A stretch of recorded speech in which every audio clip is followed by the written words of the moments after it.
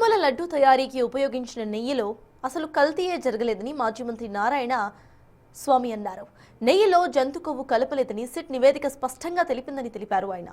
TDP నేతలు మాత్రం palm oil, ఇతర కెమికల్స్ కలిపారంటూ అబద్ధాలు ప్రచారం చేస్తున్నారని, దేవుడు అన్నీ చూస్తున్నాడని అన్నారు నారాయణ స్వామి.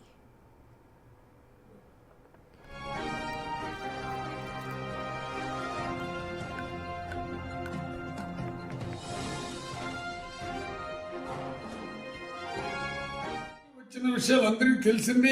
అది నిజమైన సిట్టు కాబట్టి దాంట్లో ఏమన్నారంటే ఎటువంటి పరిస్థితులు కూడా ఆ లడ్డులో ఆవు కొవ్వు కానీ పంది కొవ్వు కానీ చేపల యొక్క నూనె కానీ కల్తీ కాలేదు అని ఈ వద్దు తేల్చినారు. కానీ మళ్ళీ ఏం చేస్తున్నారంటే తెలుగుదేశంలో దుష్ప్రచారం చేస్తూ దాంట్లో పామ్ ఆయిల్ అది ఇది కలిపినారన్నారు. నేను మళ్ళీ చంద్రబాబు నాయుడికి మీ కూటమికి విజ్ఞప్తి చేస్తున్నాను. నిజంగా మీరు భక్తుల యొక్క మనోభావాన్ని దెబ్బతీశారు.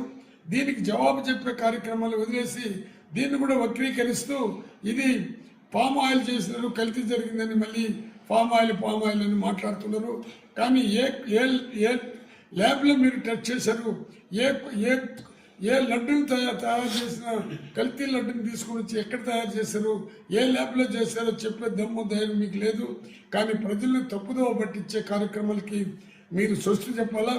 ఇంత దుర్మార్గంగా ఈ యొక్క భక్తుల యొక్క మనోభావాన్ని దెబ్బతీసినటువంటి మీరు ఒక సాక్షాత్తు, ఎందుకంటే ప్రజల చేత ఎన్నుకోబడిన ప్రభుత్వం మాదంటారు కానీ మీరు ప్రజల చేత ఎన్నుకోబడలేదు.